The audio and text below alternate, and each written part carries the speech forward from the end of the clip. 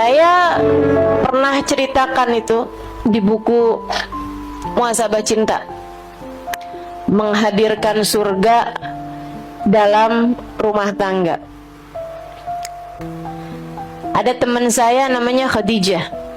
Nggak ada yang lebih romantis daripada Khadijah, teman saya ini sama suaminya. Itu saya kalau ngelihat dia tuh dijemput sama suaminya gitu ya, karena kebetulan saya pengurus waktu itu gitu.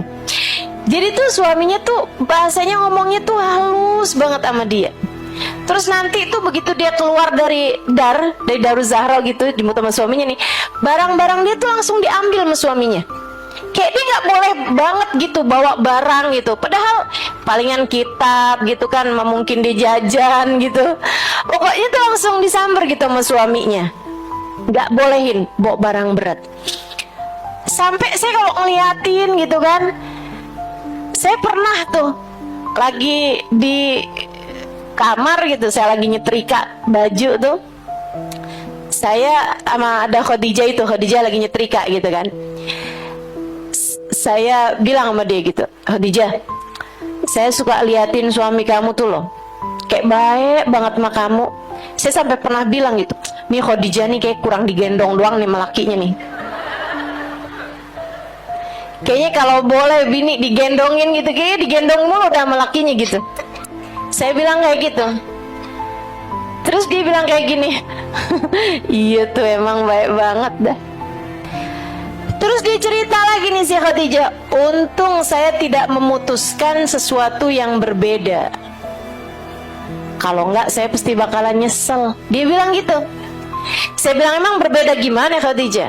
Dia pun mulai bercerita. Dia bilang saya tuh nikah berapa tahun lalu gitu dia sebutkan. Terus dia bilang kami satu kampung, keluarga juga udah saling kenal, kayak sama-sama orang condet gitu ibaratnya nih. Dia di kota Baydha teman-teman, tempatnya Habib Muhammad bin Abdullah Al-Haddar, ayahandanya Hubabah Maryam, Hubabah Nur, mertuanya Habib Umar, mertuanya Habib Zain bin Smith. Dan dulu Habib Umar, Habib Zain itu mondoknya di sana di Baydha sana itu. Dia bilang kami menikah dapat sebulan 2 bulan, bulan-bulan madu itu ya, itu masih bagus-bagus saja, enak-enak aja, nggak ada masalah.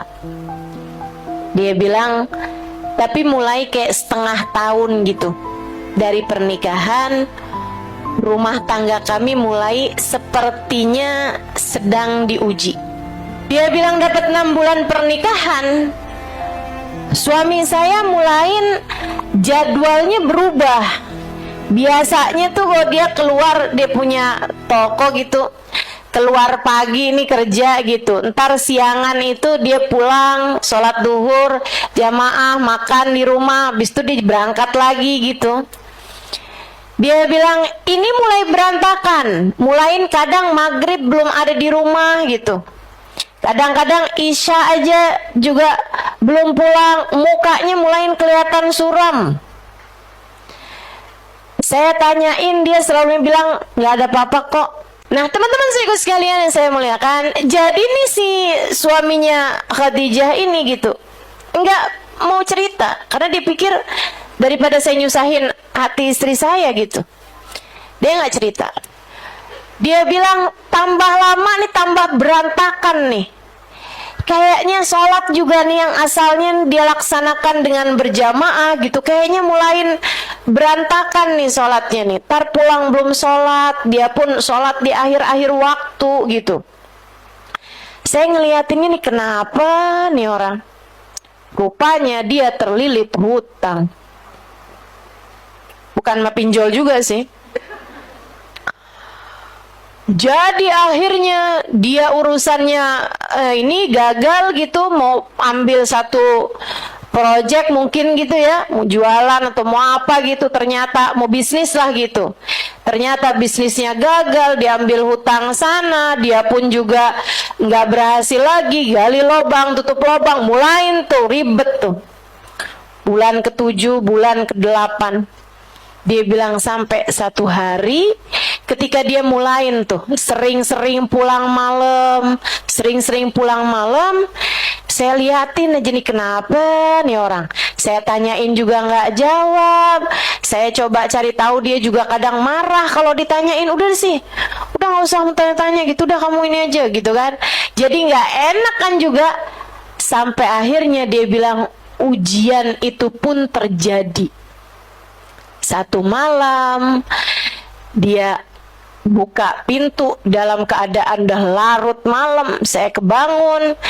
Dia bilang, saya lihat dia masuk rumah kemudian pingsan di dalam rumah, tercium dari mulutnya bau minuman keras.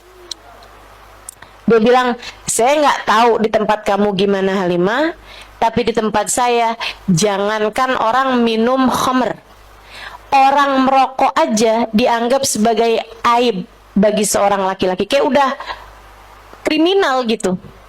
Kayak udah yang laki-laki nggak bener banget gitu dah. Kalau merokok nih, apalagi minuman keras gitu. Yang udah sepakat dengan keharamannya kan. Dia bilang hati saya rasanya kayak udah nggak karu-karuan, berantakan banget, sumpek banget, susah banget. Saya seret-seret suami saya karena nggak cukup kuat buat gendong dia gitu kan.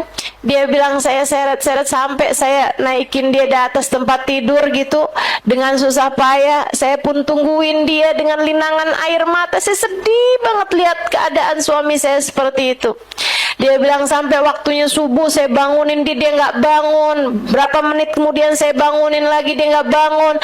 Sampai akhirnya saya sholat subuh sendirian. Habisnya itu kemudian saya tungguin dia gitu sampai matahari terbit, dia belum bangun juga. Belum sadar juga, bangun-bangun jam 8.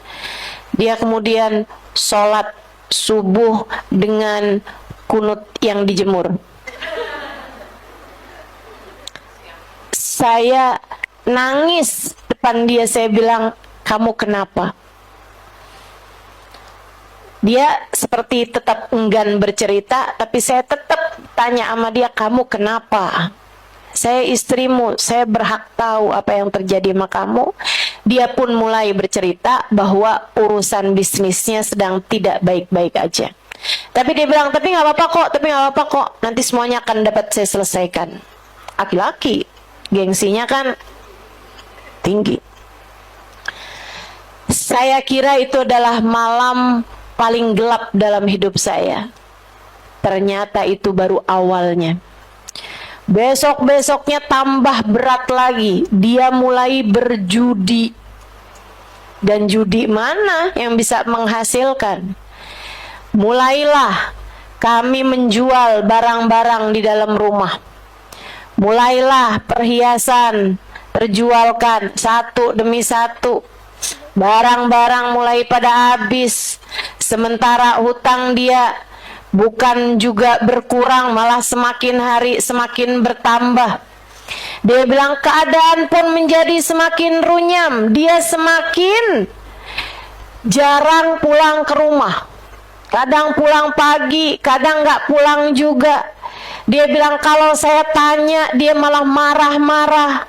Dia pun juga mulai sering memaksa saya untuk jual barang atau mulai mengambil barang-barang dalam rumah. Udah semakin kayak ada di neraka rumah kami.